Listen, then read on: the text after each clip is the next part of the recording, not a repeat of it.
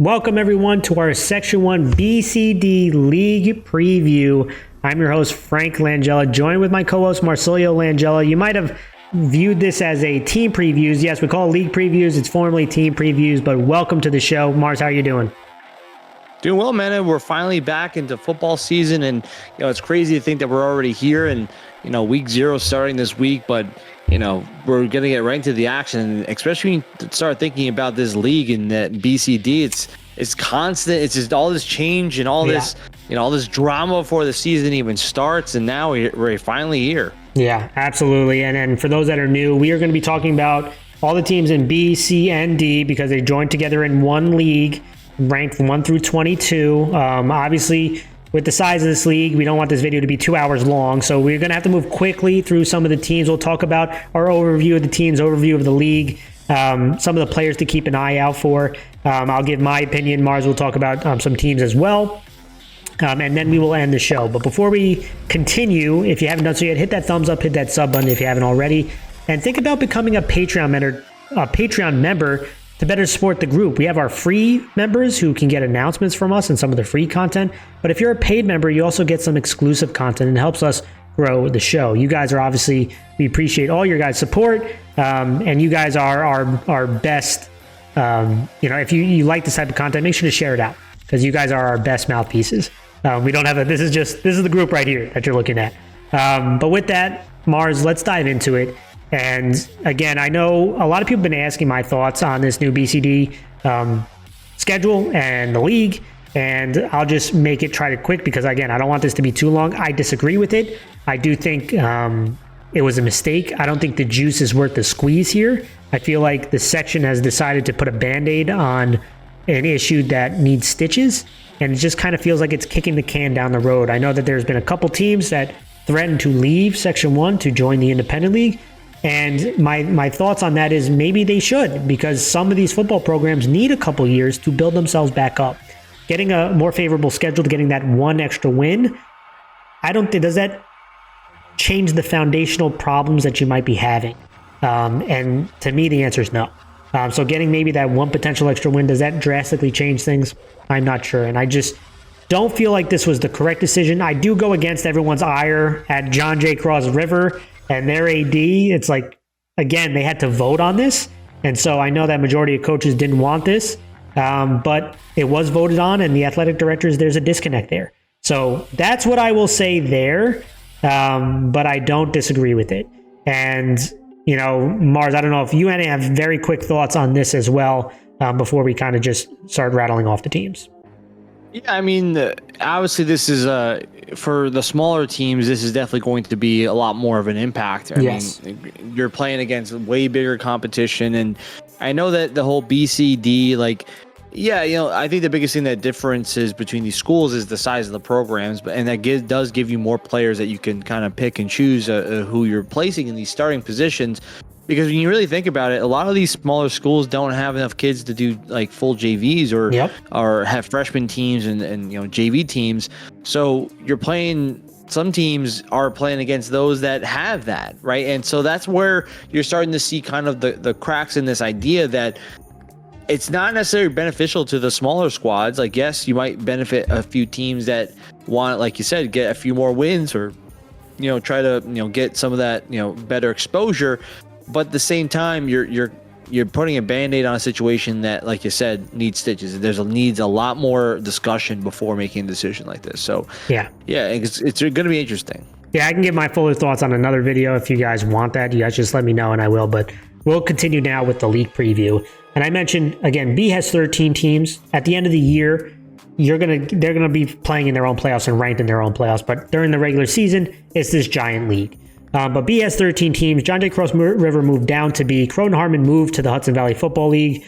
Bronxville and Rhinebeck moved down to C. C has 7 teams. 4 of them will make the playoffs, mixed with this kind of mathematical formula, which, again, is part of the reason I hate this long league, is a lot of C now is determined about your strength of schedule, who you lost to, and again, it's less focused on who, your wins and winning against your division and stuff like that. So that's for another thing. D is still the 2 teams. So we'll start at B. Again, we're going to be moving kind of quick because, again, there's a lot of teams to cover here. So if we don't say your name, it doesn't mean we think you're a bad player or anything, but you have to keep this limited. And we'll start in B. And let's start with Ardsley. They are the defending champs, coached by Dan DeFalco. They went 6-5 last year, won versus Pleasantville in the Section B title game. They've won 63% of their games the last 4 years, and have reached the semifinals, at least the semifinals, in 3 of the last 4 years. Ardsley, we know, is a very consistent program in B and has been a dominant force. The question is, can they continue that this year? Offensively, they're returning 5 starters from last year, but only 1 on the offensive line. So this offensive line has a ton of new faces, a ton of growing to do, but they do return that quarterback and Lucas Kaplan, which we're expecting big things from. Obviously, the running game was super important for them last year, but can this offensive line replicate that? Because I do think they have the skill guys, and they like to be balanced. Defensively, a little bit easy. Again, returning 5 of their starters from last year, so similar numbers there. But they did give up a lot of plays early on. I thought defensively, they were more consistent, I will say that, and definitely picked things up on their run for a championship. What really changed was the offense has found its groove, especially running the ball, and that was the big difference for them. They also didn't turn the ball over as much.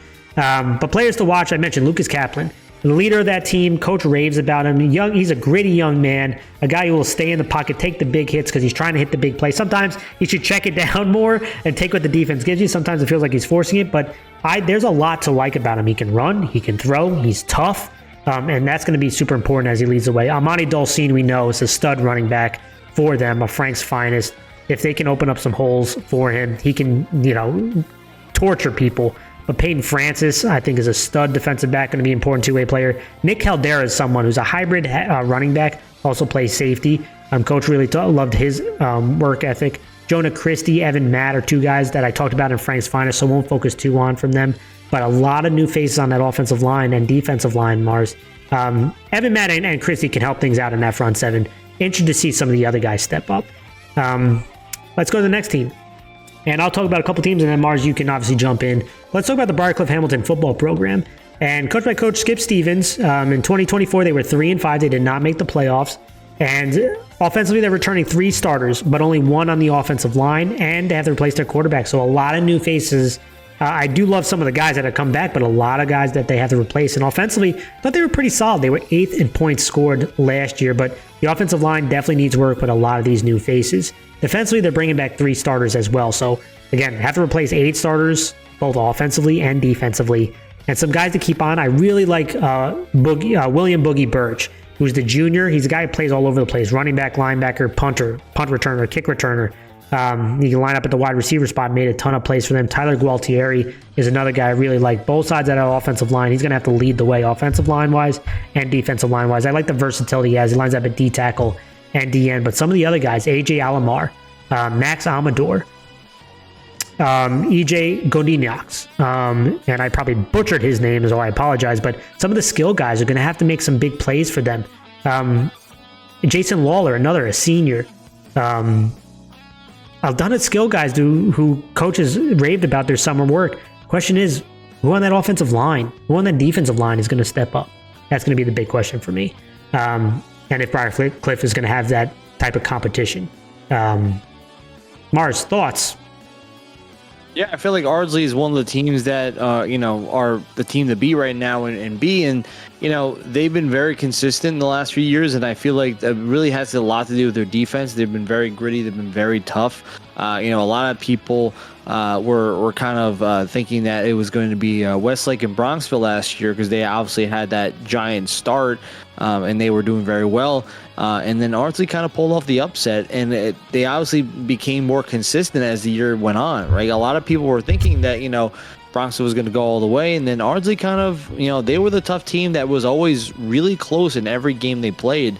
And you can definitely attest to the grittiness and toughness of the team. So yeah. The question is going to be whether or not that will continue this season. I feel like you do have that defensive mentality of always battling every single game. So that will be something that you have to just watch because 5-11 starters are returning, which is obviously a good thing to see. So for Ardsley, the question is going to be: are they going to be the team to beat again, or are they going to fall into the mix? Right. So I feel like it's going to really depend on this defense. Yeah. Next up, let's talk about Byram Hills, coached by Coach Burke. They were ranked 7 out of the 22 teams, and I didn't mention the other 2 ranks, but So I'll start doing that as well. just so you guys get a feel of where they're ranked overall. But they went 6-3 last year. They lost at Pleasantville in the quarterfinals. I did not get to talk to Coach about this upcoming year, unfortunately, but I thought they were pretty strong offensively. Things definitely picked up as the season went along for them. They were 5th in points scored, but they have a lot of guys they have to replace. Good news is they get to bring back one of their running backs in Luke Wise, who is a very versatile back for them, running towards the outside. He can also receive. They're bringing back one of their linemen in Dylan Gosh, who is a Frank's finest. I really like, again, is not a super big guy, but he moves his feet. He's gritty. He was a big part of opening up holes for them, stepping in on the offensive line last year. Frank Kangelosi, wide receiver and defensive back, he's also a senior who can make some big plays for them. The question to me is, it was a lot of mixed stuff. You saw when they made that run, like when they upset Pleasantville, the defense was playing really strong and they were hitting some big plays, but they lost a ton of kind of their star power. So it's going to be really important, some of these new guys stepping in. Can they make an impact on both sides of the ball is going to be the big question to me. And again, seeing early, they're home against Sleepy Hollow, home against Hen Hut the first 2 weeks. Will be a real interesting test. Next one up, the Edgemont Blindbrook football program, coached by Coach Pappy, or Pape, excuse me. I keep butchering his the coach's name wrong too. I apologize, Coach. But they're preseason ranked 20 out of the 22 teams. They were 1-8 last year, did not make the playoffs. And I did not get a chance to talk to Coach about the upcoming season, but at times to me, defensively, they made some plays. They were very aggressive defensively at times, and they were able to generate some negative plays. Offensively was where things got a lot more sketchy for them and not consistent. So interested to see again another year in here. They are ranked 20th out of 22, so they are going to get a more favorable matchups. I think that they can have, and some of the guys to keep an eye on. David Rosen, the senior quarterback for him, going to be super important. Again, limiting the turnovers was a big part that Edgemont really struggled with. Gus Parsons is another one. Played as an outside linebacker for them, playing up on the line. The senior was impressed speaking to him at Media Day. Johnny Marino, a junior running back, he was someone I do think that quarterback-running back combination with Rosen and Marino could be pretty decent for them if they can figure things out on the offensive line. Thoughts, Mars?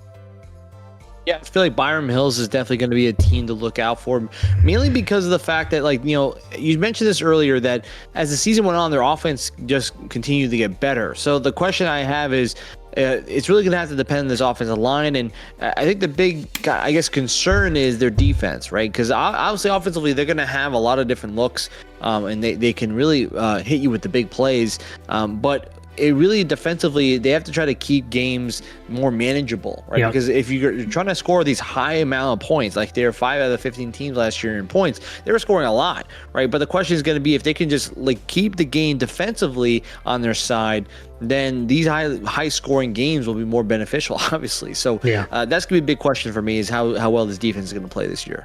Yeah, absolutely. And let's continue. Let's talk about Hen Hut, the next team by Coach Coyle. Preseason ranked 13th out of the 22 teams. Last year went 4-4, no playoffs. But when I look at this team coming into this year, Mars, last year offensively, they could move the ball and score a bunch of points. They were 3rd out of the 15 schools in B last year in points scored at the end of the regular season. They're bringing back 6 starters, 2 on the offensive line. They do have to replace their quarterback, Joel Rivera Ojeda. Coach talked about him stepping in and stepping up at the quarterback spot. They do have a new offensive coordinator, and Coach talked about wanting to be balanced between the run and pass game, being able to use their tight ends and H-backs a little bit better. Defensively is where things were a struggle, right? They were 12th out of points and out of the 15 schools in points allowed. They gave up a ton of big plays. But they do return 7 starters, so can that experience help them? Someone to keep an eye on, Justin Parkes. He was tremendous. He was an all-section player last year. He's a Frank's finest player. Absolutely elusive, explosive. Line up running back, line up at wide receiver. He can make big plays for you. Look for him, obviously, to be a key factor. But some of the other guys that you might not know. Hunter Kennedy Brown, a wide receiver. Coach really loved his route running. Connor Butts. They talked about using the tight end and H-backs more, and that's someone who can step up. He's coming up as a sophomore this year. Coach loves his physicality. Jake Hitsley's Frank's finest defensive back. Love the technique he has. Another multi-sport athlete. Vandy Valdez, Shane O'Mara, another guy's at the H-back spot and wide receiver spot who can make plays, and John Jackson on that offensive line. That's going to be so important. If Hen Hud's going to win more games, which that's the goal for them this year, and compete for the playoffs, in the trenches, can they be consistent? And can they, again, the quarterback spot, how that turns out is going to be huge. Next up, let's talk about Irvington, and coached by Coach Madison in his first season. So congratulations, Coach. They're ranked 19th out of 22 teams. They were 2-5 last year, did not make the playoffs. This is another team that I thought saw some impressive stuff offensively. They were 7th in points scored out of 15 schools last year. They returned 6 starters, 3 on the offensive line, and their quarterback in Chris Callahan is back. I mean, Irvington has some opportunities here for an offense to be pretty strong, but they do want to improve their run game and also their ball control. That's going to be huge for them, is on that offensive line. Can it be consistent? They are bringing back some veterans, and a couple new faces got to step in. Can this offensive line be consistent? That's going to be a key factor in this one, because there were some good things I've seen from them and from their quarterback in Callahan. Defensively, they struggled a bit last year. They do return 4-11 starters. They were 14th in points allowed. Can they, again, not give up those big plays? Some guys to watch.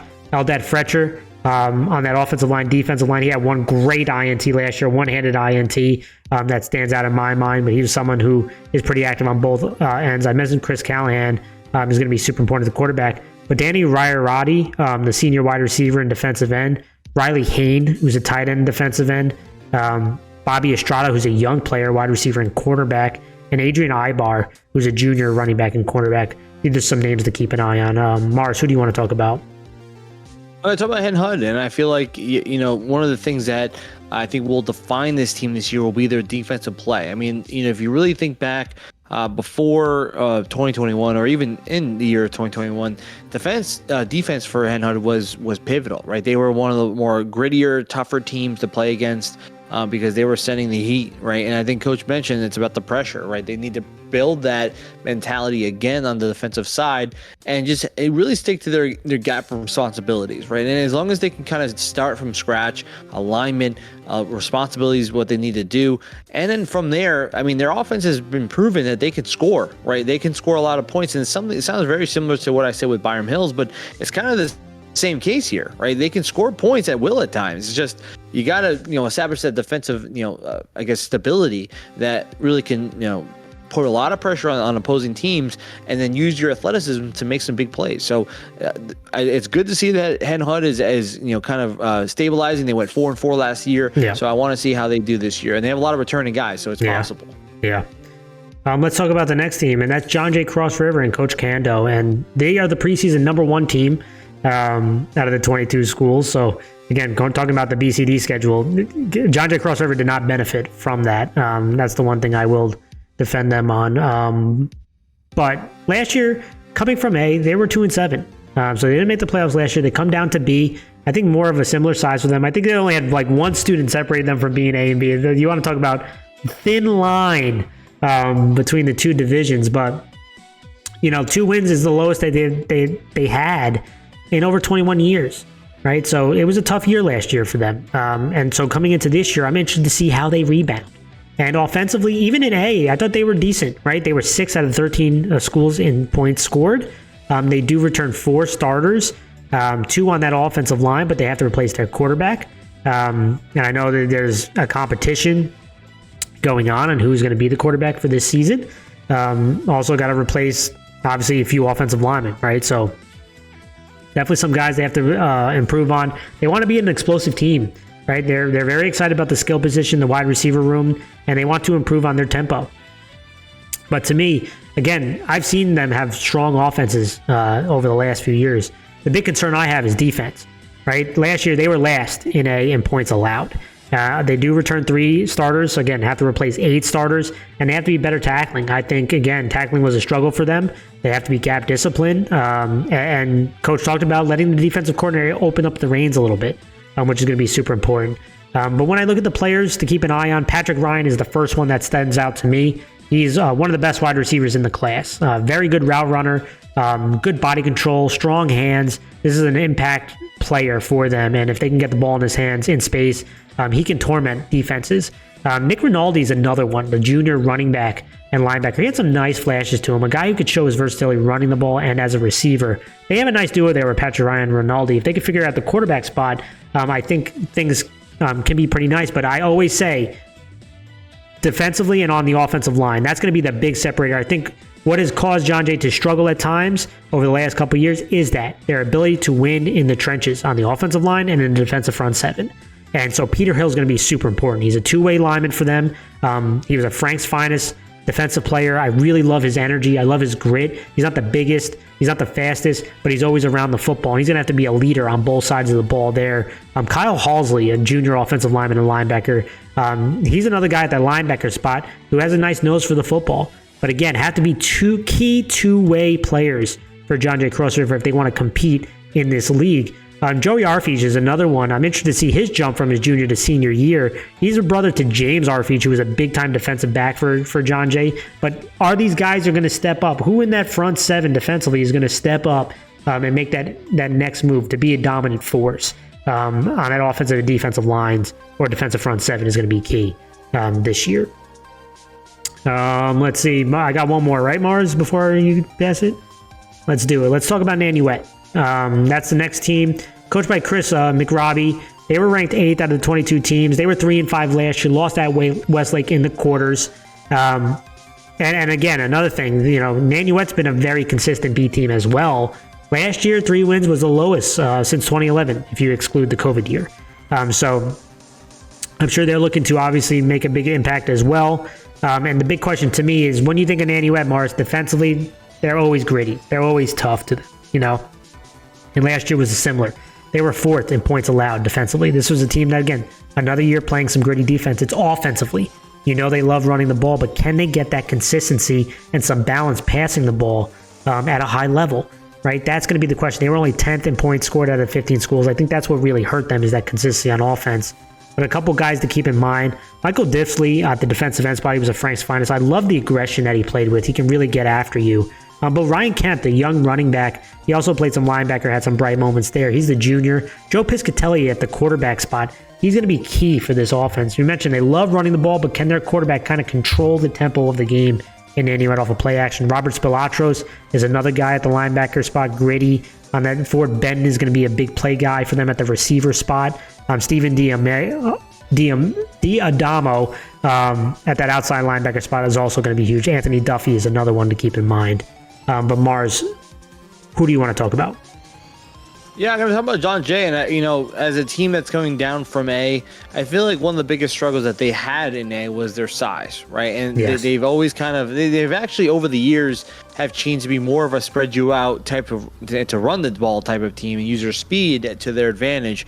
And I think that when dropping down to B, it does give you a little bit more of an advantage, because now you're the biggest school in B, it does give you that advantage of numbers, right? And now the question I wonder is, where do they compare in size, right? Yes, could they not maybe compete with Somers or Rye, Mayapack with the size of the athletes? But maybe speed gives them that advantage. And so I'm wondering if, yes, their offense, can be consistent, but the big question you mentioned earlier is their defense, right? How are they going to, adjust? Because when you're the 13 out of 13 in points allowed, that you can't get lower, right? Yeah. You know what I mean? So you have to have some sort of a plan to kind of improve upon that. So that is a question I'm going to wonder here, because if they can get that going, then I think they will be able to kind of make some noise in B. Yep. Next up, let's talk about Pearl River, coached by Coach Oliva. This is the second-ranked team out of the 22 teams out of the BCD league. They went 7-2 last year, lost to Ardsley in the quarters. And they've had back-to-back 7-win season marks for the first time in over 21 years. So pretty impressive back-to-back years, even though the season didn't end the way that they hoped.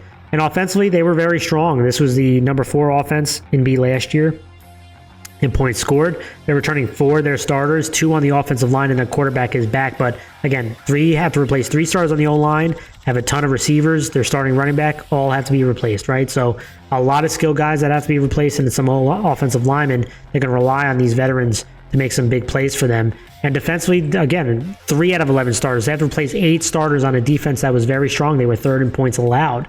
Some of the names to keep an eye on, their quarterback, TJ Leanese, he was a Frank's finest quarterback for B. I love his size. I love his arm strength. He can really deliver the ball at every level of the field, especially when his feet are set, but also showed some ability to move. Brendan Buckley, another on the offensive line, big-bodied kid. Jack Wooster is another offensive line. He's the other returning starter. It's going to be super important for them leading the way on that offensive line for some of the new starters coming back. Carter Couchbrenner at the wide receiver defensive back spot, who can step in because they've had some good wide receivers over the last couple of years, step in and be that guy for them. Danny Fitzgerald is another one. Like him as a defensive back, he was a Frank's finest, going to have to be an important two-way player. A couple other linemen to keep an eye on, Furpo and Gomez. Those are guys that are stepping in on that offensive line and defensive line. Can they be as impactful as last year's group? They were really good at running the ball and hitting some big plays in the passing game. Can they duplicate that is the big question for me. And now let's talk about Pelham. Pelham by Coach Vigiano. They were ranked 9th out of 22 teams this in the preseason. They were 3-5 last year. They did not make the playoffs. And I think a big thing for them is to improve offensively. At times, they were a big play offense. They hit a couple big plays in the passing game, but the consistency wasn't there. And then Coach talked about that. They need to be more consistent. They shot themselves in the foot way too many times, whether it was turnovers or penalties. It just kept compounding for them. They do return 5 starters on offense, 3 on the offensive line. To me, that's going to be key. And their quarterback in Frankie Reese is back. So this is interesting, pieces that they've brought back here. Obviously, some of the skill guys they have to replace. But I love that they're bringing back some veteran offensive linemen, a tight end. They could have the ability to run the ball. Defensively, they are bringing back 6 starters again, so a little bit more. But the big question to me is going to be at the linebacker spot. They lost their stud linebacker last year. Players to watch: Frankie Reese, I mentioned, not the biggest guy, but a shifty guy who can run the ball, hit some of the big pass plays. Going to be huge. Dustin Rita, he committed to John Hopkins football. Really strong two-way player for them. I really liked him at the defensive end spot. He's long, hard to run outside on. Ben Pollock on that offensive line, and Nick Pinto going to lead the way. Both of those seniors. Jack Kelly at the linebacker spot. Can he fill in that void at the linebacker spot? Also plays guard. John Vigiano on the defensive line. He's the coach's nephew. So again, interested to see. Alex Godfrey's another one on the defensive end. If they can figure out that linebacker spot, I do think they have some pieces on that offensive line and the skill position. They have pieces on the offensive line, pieces on the defensive front that can cause some havoc. Thoughts, Mars? Yeah, I definitely want to talk about Pearl River because I feel like they've been a very consistent program for the last few years, and their JV has been doing well too. So it kind of gives you that sense that they're going to continue to funnel in athletes to even replace some of these guys, and that's such a difficult thing to do. They were one of the top, I guess you say top tier teams last year, and I feel like now that they kind of have a lot of guys that have been in the system for a while, especially I think I'm going to butcher his name, Lance Lenise, I think is how you say his last name. He's been in the program in the varsity group for some time now, right? And he's now going to be that veteran quarterback that has now the full reins of this offense, and especially this offense is running similar from previous years in more of a spread schemes. It's going to be interesting to see how this offense improves with already being one of the 4 out of the 15 last year in points scored. So, yeah. But defensively, they've been very aggressive. They do have to replace a lot of guys, but Pearl River is going to be a team to watch out for this year. Yeah. And now there's 3 teams left in B. I'm going to hit all 3, and then Mars, you can talk about one of them. And it's Pleasantville is up next, and Coach Becerra, Pleasantville's 5th-ranked team out of the 22 schools. They went 5-5 last year, lost to Ardsley in the section title game. But at times it was a wonder, was Pleasantville going to get knocked off? Were they going to make the playoffs? And they went on a nice run at the end of the year, all the way to the championship. And, last 4 years, Mars, they've reached the section title games in 4 straight years, right? They're 2-2 in section title games, so they've won 83% of their games. So, Pleasantville in B has been kind of one of those staples and to be the team to beat going year in and year out. But this year could be, who knows what goes on this year, right? 4 straight, now going for 5 straight, that's very tough. And, the big question I have is for them is offensively. They're returning 4 starters on the offense, only 1 starter on that offensive line. They do return their starting quarterback in Mason Rizzi. A lot of new faces on the offensive line, a lot of new faces at the, some returning, but, Sadow's not there, right? So who replaces that? Who fills in that void? They graduated 20 seniors last year, and I know Coach talked about improving on the quick game. It's going to be important to get guys in space.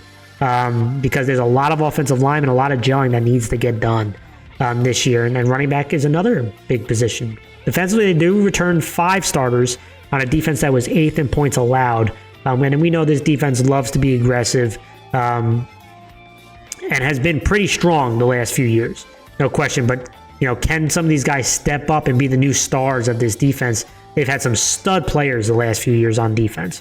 But some players to watch, I mentioned Mason Rizzi, tall kid. I thought he really started to get more comfortable towards the end of the year in the offense. Felt more confident when he was throwing the ball, hitting some deep patterns at times. David Hedzinski is someone who's going to be so important.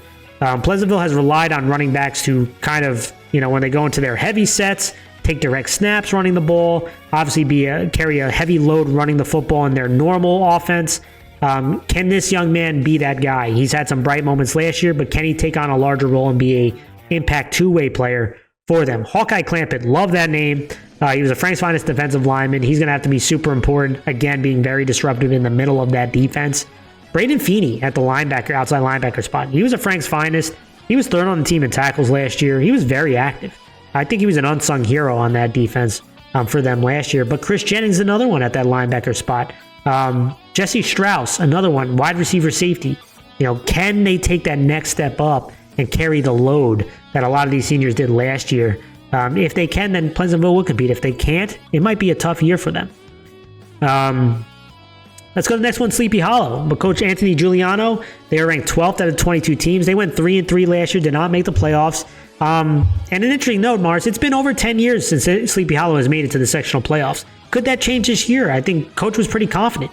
This offense last year was pretty solid. 6 in points scored. They're returning 7 starters, 3 on the offensive line, which is going to be huge. Defensively, also pretty solid. They're returning 8 starters, so a lot of veterans coming back up front. But can they improve the physicality up front? That's going to be the question. They have a ton of athletes. Can they win with physicality? Some of the guys to keep an eye on, Braden Richardson. He suffered a season-ending injury last year. When he plays, he's one of the best backs in the class, but he's missed a ton of time. And so can he stay healthy? Can he be the same impactful player this year? Going to be so important. Gilbert Onway, another guy. When Braden Richardson went down, they needed other impact football players on the offensive side. He stepped up in a big way at the wide receiver spot, and he's coming back. Ben Myers is another guy who was all-conference last year as an athlete. Jeremiah Bowen is another athlete. They got Estevaz, Andre, and Amari coming back from Stepanak. So they have some athletes there. The question is up front.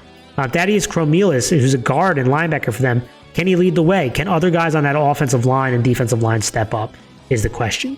And finally, wrap it all off, Mars, in B, and I'll let you take the reins, is Westlake. Coached by Coach Castellano. Been there a very long time. They were preseason ranked number 3. They were 8-1. They lost versus Pleasantville in the quarterfinals last year. They have had 3 straight 8+ win seasons, Mars, for the first time since 2015 through 2017. Obviously, the season didn't end the way they wanted to, but can they rebound and make that push to a section title? I mean, last year, they were number 2 offensively. They were number 2 defensively. They are returning 5 starters, both offensively and defensively, 3 on the offensive line. But they have to replace their quarterback. They are bringing back 3 of their leading backs. So running the football could be premium if that offensive line can step up this year and they can figure out the quarterback spot, which Coach mentioned J.P. Horan. They're very confident in. But some guys to keep an eye on. Nick DiNapoli, Frank's Finest running back. I think one of the best backs in the class. Super fast.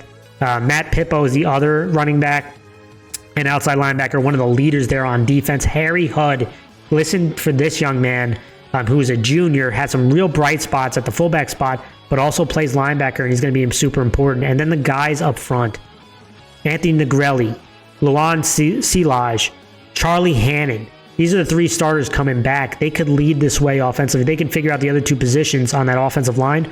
This could be a deadly front 7 on defense, and on that offensive line could open up holes. And for their young quarterback, it's going to be super important.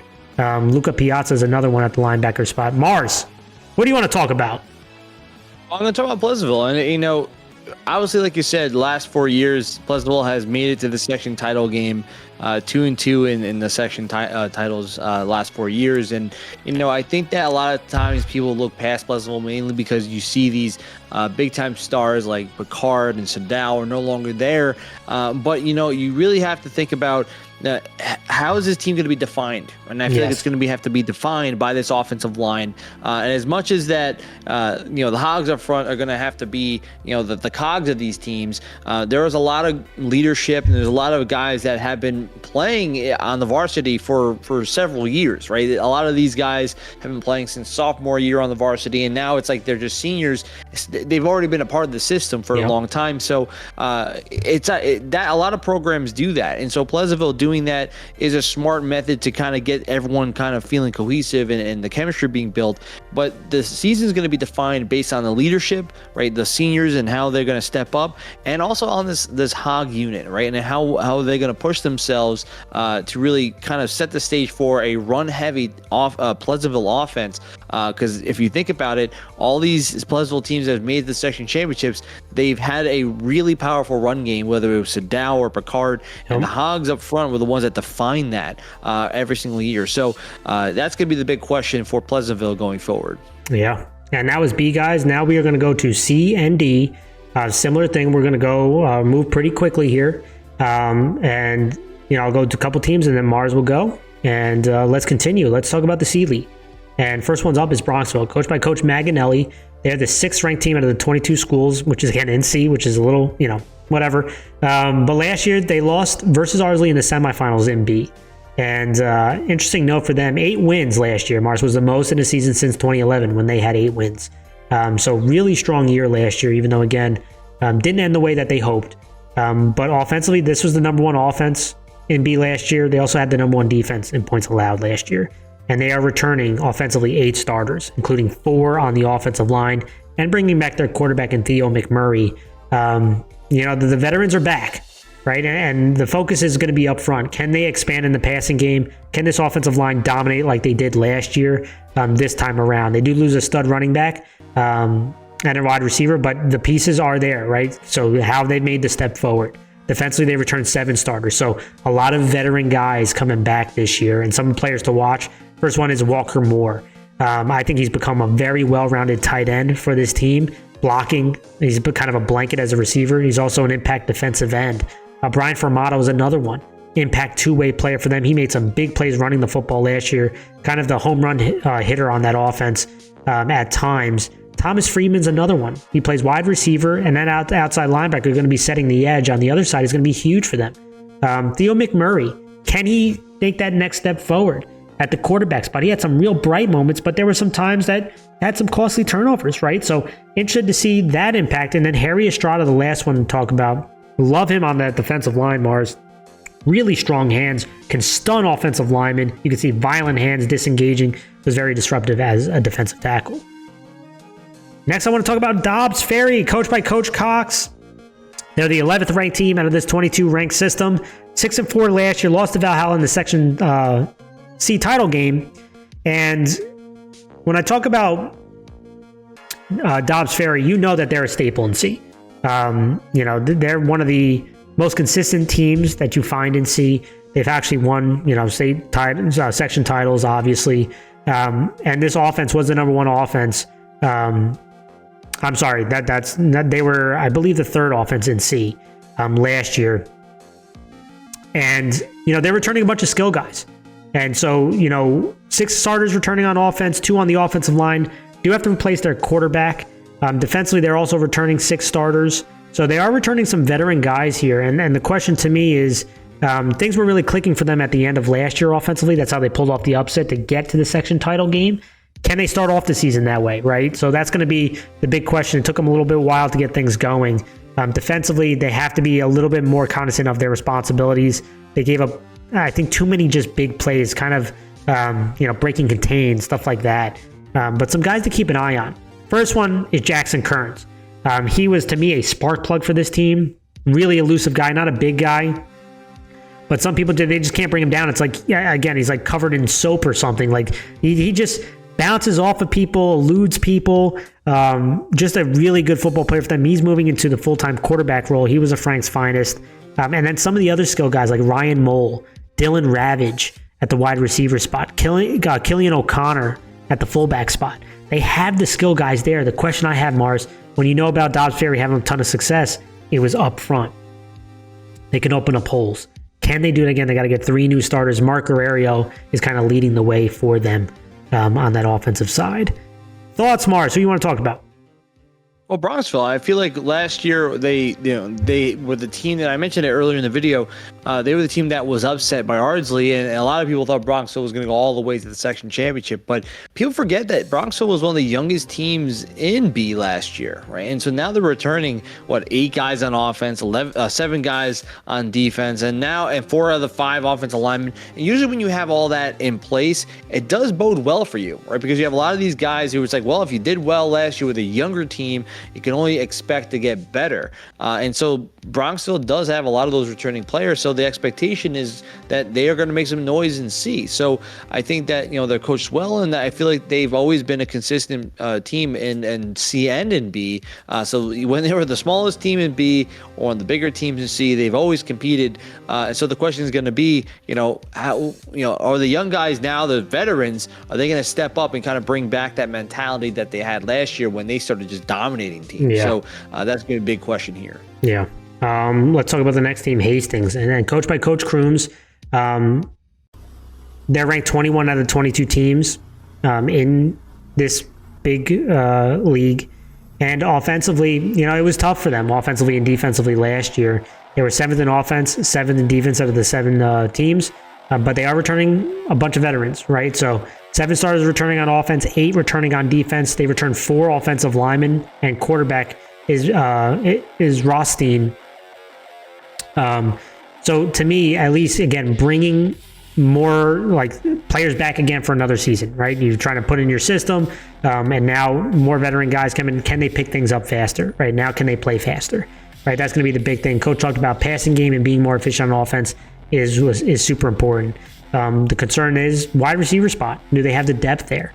Defensively, they want to be a gang tackling team. So interested to see what Hastings, again, in this way, they're going to be setting up a certain schedule for them. And I'm interested to see if they can progress, right? If they can take that next step forward. A couple guys to keep an eye on. Aiden Curtis. He's a senior. He's on offensive line. He also plays some fullback and linebacker. Going to be super important, again, as a two-way player. And I mentioned Avi Rothstein, the junior. He was a really important defensive player for them last year, stepping in at the quarterback spot. Again, two-way player. When you play these small leagues, you usually have to see them play two ways. Very rare that you can get guys who can just play one way. So a super important two-way player for them. He's got to be impactful the same way he was defensively on that offensive side.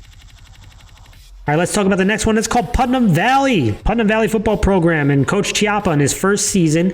So congratulations, Coach. This team is ranked 14th out of 22 teams. They were 5-4 last year versus they lost versus Dobbs Ferry in the semifinals in C. And they were strong offensively and defensively. This was the number 2 offense in C last year, the number 2 defensive team in C last year.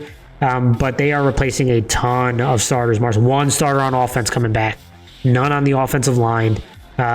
2 starters on the defense are coming back. So again, their quarterback's not coming back. Michael Fry and is part of the competition, as well as some other quarterbacks. They're going to be running the triple option. They had a very senior-heavy group last year, and they want to run downhill. That's going to be the biggest thing. Good news is they have a running back who could probably do that.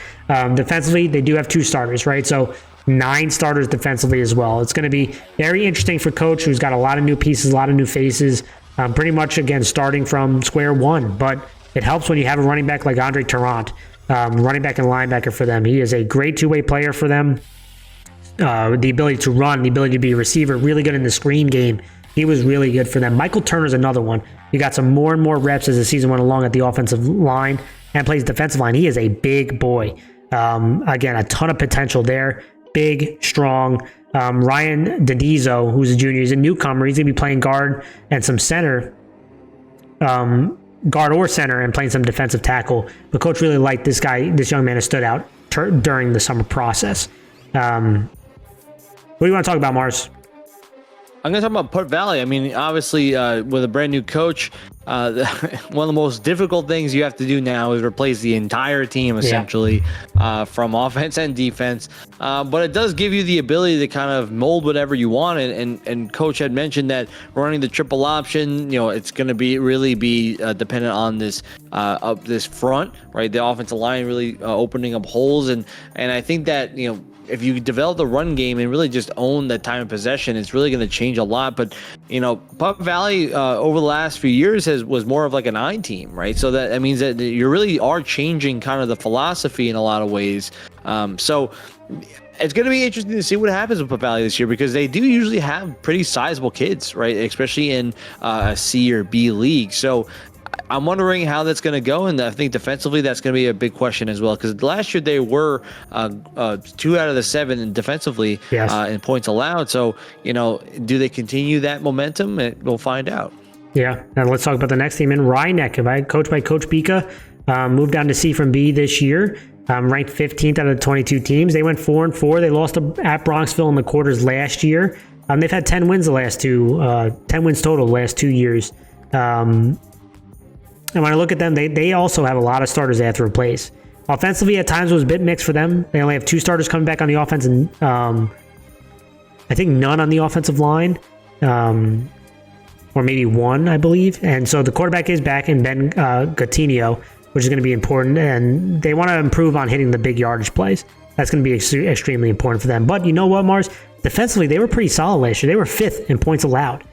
So Rhinebeck defensively, but they also have a ton of starters that they have to replace. So the big conversation is getting everyone to the ball. That was the big thing that Coach mentioned there. One guy to keep an eye on, well, I have a couple, but one that really stood out to me was William Van Roen. He's a wide receiver, running back, and safety. He was a Frank's finest defensive back. Big play guy for them on both sides of the ball, even some special teams plays. This was a guy who really stood out, who was an impact player for them last year, came in clutch moments at times.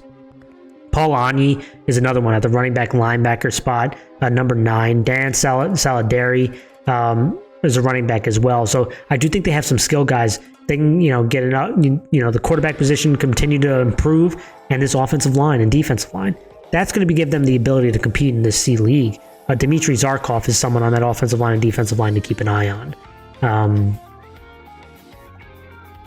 I'm actually going to do all 3 teams, and then you can add your thoughts. Next is Valhalla, coached by Coach Dan DiMatteo.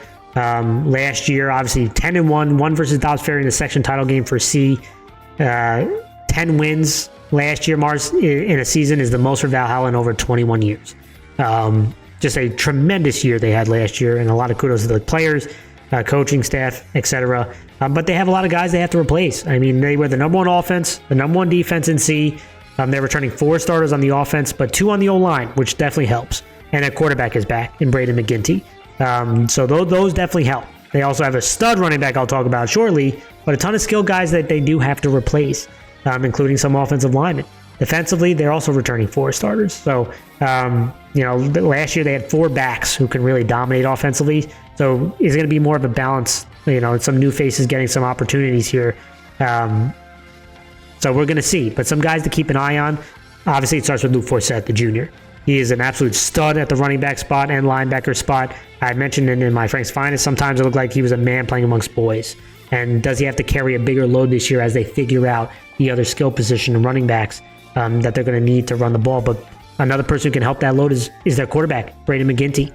Can he take that next step forward? He had some nice bright spots last year at the quarterback spot. Robert Riviezo, and on that offensive line, he was someone who's impressed me. He's an offensive lineman and defensive lineman.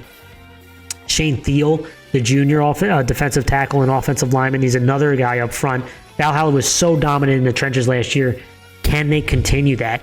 And some of these other backs, Jake DiNatale had some bright moments at defensive back. He's going to have to step in as a 2-way. AJ Pesci, Charles Eggleston.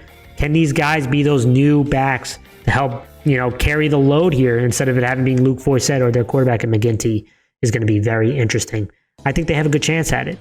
And finally, to wrap up C, we talk about Woodlands. They are ranked 22nd out of 22 teams. They were 1-9 last year. And again, interested to see how this team comes. They were 6th in offense, 6th in defense, but they are returning some starters. 5 on starters on offense, 5 on defense, 3 on that O-line. But they do have to replace their quarterback. Andrew Pena steps in this time around, but they have to reduce their turnovers. There were way too many turnovers, way too many sacks that went on last year. That's going to be so important. And their consistency on third down, both offensively and defensively, is going to be huge. But some players to watch. I mentioned Andrew Pena. He was a really good defender for them. Now he steps in as quarterback number 1. A lot of pressure there. Jaden Gaston, 4-year starter.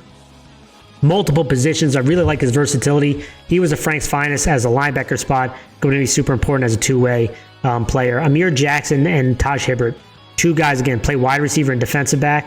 One has been a 4-year starter in Amir Jackson. Another one has had a really strong offseason. So a couple skill guys, but again, can they be consistent in reducing turnovers? The negative plays is going to be important. Mars, who do you want to talk about? I'm going to talk about Rhynek. You know, I've been like He's the unsung hero. Yeah, the unsung hero for them. For since we've started this back in 2019. So, you know, I think that you definitely got to give Coach a lot of credit. That last 2 seasons, 10-6 record, which has been great, and now they're down in C, and so. The big question I'm going to wonder is, you know, you're replacing a lot of guys that, especially on the defensive side, they were tough, right? They kept games close, and so now the offensive side has to really step up, right? And so when you're playing in C, it does give you a little bit more of breathing room, especially with the size of schools and everything. So, you know, and Coach mentioned that he just really wants to get defense to be more aggressive. Yeah. They want to rally to the ball. They want to make not just one guy hitting, everyone's going to be hitting the ball carrier. So that's going to be something that has to define them as a unit, this grittiness, this toughness. And if they can continue really to do that from last year defensively, then they'll be all right. But it's about offensively, you know, limiting mistakes, right? Being efficient with the ball. And then if they could do that, then I feel like they'll be solid. But replacing 5 offensive linemen is going to be tough, but that's what's going to define this team this year. Yeah. Yeah, absolutely. I think it's 4. I might have, I might have misspoke. But let's talk about the D League. Let's wrap things up, and we'll start with Haldane. Coached by Coach McConville. Their preseason ranked 17th. Again, very strange because the 2 D teams are higher ranked and they have to play like 4 B schools or something. So they obviously got a short end of the stick here. But nevertheless, you got to play the game of football, right? And last year they went 4-5. They lost to Tucko in the section title game. But both these D schools have been pretty consistent and pretty strong. And offensively, you know, they were 4th in points scored. They're returning 7 starters, including 4 on the offensive line, and their quarterback in David Pallas. Obviously, some skill guys they have to replace, but you know, a good experienced group coming back for them, including 7 starters defensively, which this defense was 3rd in points allowed. So, you know, the question is, can they generate more explosive plays and chunk yardage? The offensive line, although returning multiple starters, can they get that consistency to compete against these bigger schools? Is going to be, you know, super important. And defensively, you know, they have to be better against the run. Sometimes they gave up some big plays on that defensive side, but some players to watch. You know about Alex Gogler at the linebacker spot, running back spot, physical. He was Frank's finest. He had over 500 yards rushing. To me, he was an impact defensive player for them, a strong tackler for them. Nick Lemon is another one. He had a knee injury. He was an all-league lineman for them. It's going to be so important for him to be consistent because the tools are there. And some of the things I saw on tape were impressive before he got hurt. So can he rebound? He's a nice-sized kid that's got some nice tools to him.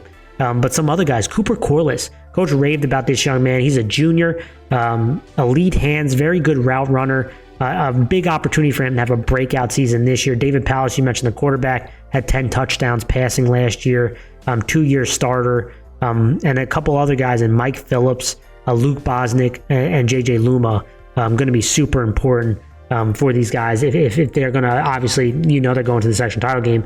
Can they compete in these games during the regular season and win? And wrap it up, let's talk about Tucko. And coached by John DiArco, they're ranked 16th out of 22 teams. They were 6-4. They won versus Haldane in the section title game. They're returning 5 starters offensively, 1 on the offensive line, and their quarterback is back in Connor Bryce, which is a huge lift for them.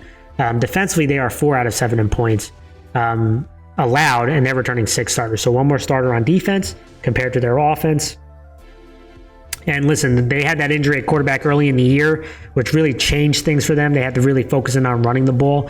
Offensive linemen, obviously their experience is going to be questioned, but Tucko, I tell you, the last few years have developed some really strong offensive linemen, and that's going to have to continue this year for them. So we're going to see. That's kind of the big concern. Can they figure things out up front on both sides of the ball? Players to watch, Connor Bryce. He's the one that stands out the most. He was so dominant in the section title game, and you could see he's big, he's athletic, a dual threat guy. Declan Connolly at the running back spot really had to pick up the load when the quarterback got hurt running behind that offensive line was super important. That's a good tandem there. You have Max Reyes and Jacob Remblowski kind of as other skill guys and going to be super important as a defensive player. But that offensive line, that's going to be the thing that separates Tucko. Luca Del Conte had some really bright moments. Vin Justino also had some really bright moments. Going to be super important they lead the way in the trenches this year. Final thoughts, Mars. Lastly, just Haldane Tucko, obviously they're going to be fighting in the section title game again, like they always do. The interesting note I will say is Haldane has a lot, majority of their team or starters are returning, and that was something that I did notice, especially with the offensive line. I'm a believer in the Hogs. I can tell you right now, when you have most of your offensive line unit is returning, it makes life a lot easier for any offensive coordinator, offensive line coach, head coach, that you don't necessarily have to really change too much. You can just keep that consistency. So that is something I'm looking at right now with Haldane. But Tucko also has a lot of returners as well. I just feel like when I look at that, it's something that could define the way this season is for Haldane. Yeah, absolutely. And with that, guys, thank you guys so much for watching. As always, coming up next, I'll be giving my season predictions or my bold predictions for our Patreon paid members this weekend, either Friday or Saturday. And our live shows start next week for week 1 on Wednesday. And we will see you all very soon.